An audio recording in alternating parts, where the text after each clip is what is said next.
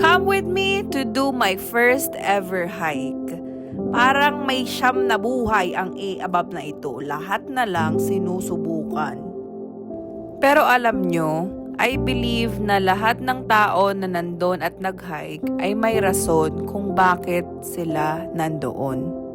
Pwede rin naman na gusto lang nilang ma-fulfill yung feeling na may na-achieve sila at natapos nila yung pag-hike. Pero sa ibang tao katulad ko, sinubukan ko itong pag-hike kasi I'm trying to find a hobby. Gahanap ako ng gagawin para ma-ease yung mind ko, para ma-at peace ako. I'm trying to find something to do that will help me. Alam ko naman na kailangan kong hanapin ang peace ko sa Lord whenever that I feel clouded, na parang ang dami kong iniisip. Pero maghanap din tayo ng mga bagay ng pagkakaabalahan natin sa mga oras na nag-iisip tayo.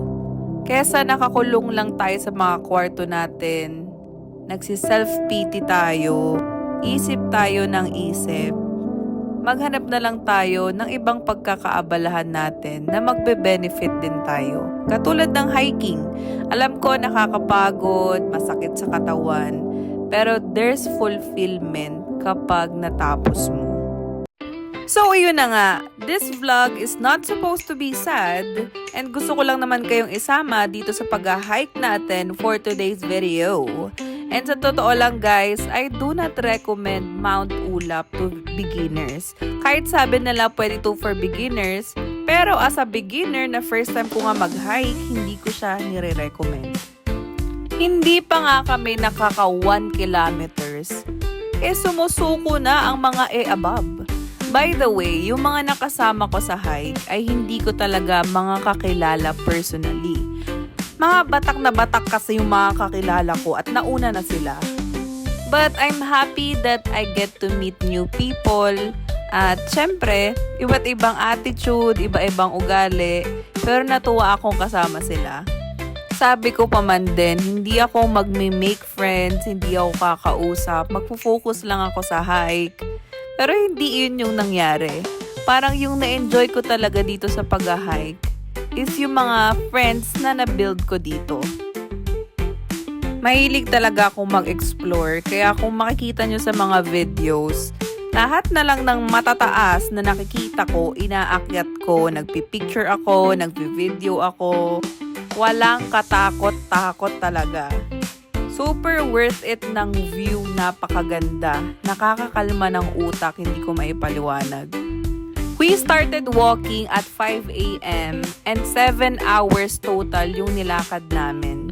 Kung mag-hike kayo, make sure na mag-warm up muna kayo or the day before the hike, maglakad-lakad kayo para hindi naman mabigla yung katawan nyo. Ito yung pinakauna na inakyat ko talaga. Mataas siya pero hindi sobra. Para sa akin Pero sa likod niya, syempre, kapag nalaglag ka, magiging kwento ka talaga, day. Mas mararamdaman mo yung pagod at sakit ng katawan mo kapag nagpahinga ka. Sa part ko, sobrang daming pahingang nangyari. Pero, iyon, tuloy-tuloy pa rin naman tayo once na nahabol ko na yung hininga ko. I have people around me na ini-encourage ako na kaya ko yan, pahinga lang ako saglit, tapos pwede na ulit kami magpatuloy. And yung tourist guide din namin, sinasabi sa amin na hindi naman kami nagmamadali, kaya go lang, magpahinga kami kung kailangan.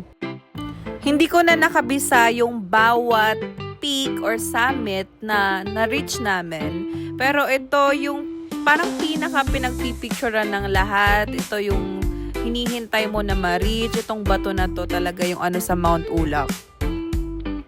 You have 15 seconds per person para mag-picture dito kasi nga sobrang haba ng pila. And after that, nagpatuloy na kami sa pag-hike namin dahil mahaba-haba pa nga ang aming lakbayin. Kanina papunta, sobrang pataas nung inyong lalakarin. Napakatarik. Kapag nasa kalagitnaan na kayo, dun naman may patag, tapos may pababa, may pataas ulit. Dito sa part na to guys, meron pala dito na shortcut. Pwede ka nang hindi dumaan sa summit. Nag-stop talaga kami ng mga nakasama ko dyan for a moment and nag-isip talaga kami kung kami ay mag-shortcut. Pero hindi namin pinili mag-shortcut. Nagpatuloy pa rin kami sa paglalakad. And dito naman sa video na to, nagkakita-kita din ang lahat. Naabutan namin yung mga kagrupo namin sa 6 kilometers. Habang nagpapahinga, nagbibiruan, nagkukwentuhan, for the kain ng mga kutkutin like chocolates, mani, ganyan. Pero kapag dumating na yung mga next group or next batch, tumutuloy na kami ulit ng paglalakad para sila naman yung makakapagpahinga. For the run naman ng mga tao sa video na ito talaga. Ito palang dog na to, ang galing niya kasi kasabay namin siya nag-hike talaga, sinusundan niya kami. Pero hindi siya napapagod. Parang batak na batak siya mag-hike, girl. Nagpatuloy pa rin kami sa paglalakad dahil napakaaba pa ng lalakbayin. Sa point na to, sobrang lapit na namin dun sa kantin. So, meron palang kantin dito na pwedeng kumain, of course, kaya nga kantin. So, may mga mabibili kang food dyan, drinks, and pwede kayo magpahinga dun. And finally, yan na nga pinagkakahintay-hintay natin. Ang pagkain, day. So, 150 pesos, dalawa ng ulam, tapos may kasama na siyang rice. Pwede na yun for its price, inaakit pa nila yan sa bundok, no? After sa kantin, ayan na guys, pababa na tayo sa Mount Ulap. Uwian na. Pero sobrang layo pa rin ang lalakbayin natin, even though pauwi na tayo, guys. And puro pababa na yung mga lalakaran natin kasi nga pababa na tayo ng bundok.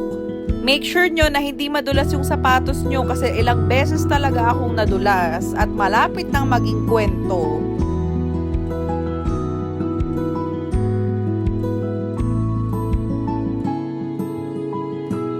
Di na talaga ako nakapag-video guys nung pabalik na kami, pauwi na kami, pababa na kami. Dahil pagod na talaga ako. Ang goal ko na lang talaga matapos yung hike na to. So, here are just clips na hindi ko nasama sa una. Pero I'm really glad to tell you that I was able to conquer and finish Mount Ulap. Thank you sa S Ventures para sa experience na to. Kahit parang disaster siya dahil ilang beses talaga akong sumuka dahil sinisikmura ako. And ang Mount Ulap po ay sa Baguio, sa Benguet. Kaya zigzag talaga papunta tsaka pauwi. After namin sa Mount Ulap, ang side trip talaga dapat namin ay magbabagyo kami. Magna-night market, mag-iikot. Pero dahil Pinagbenga Festival, matatraffic kami. Kaya nag-decide kami na yung side trip namin ay sa LU na lang guys, sa La Union. So first time din ng A-Above na ito na makapunta ng LU. Gagawan ko na lang ng ibang video yung ating LU side trip. But before I end this video mga ka-Graveyard Shift, gusto ko lang magpasalamat ulit sa S Ventures, kay Suba, and syempre sa mga taong nakasama ko who are very friendly and considerate. Ate Shane, Ate Nicole, Ate Jules, Ate Kate or Kids, Ate Portia, my friends, Direk, RJ, Nicole Enriquez, and also Juvie. And dun din sa iba namin nakasama na hindi ko alam kung ano yung name nila or I can't just remember it.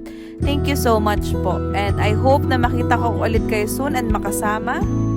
Thank you mga ka-Graveyard Shift for watching this video and huwag niyong kakalimutan ang lagi kong sinasabi sa inyo. Your dream will stay a dream unless you make it real. Ang mga pangarap mo mananatiling pangarap kung hindi mo tutuparin.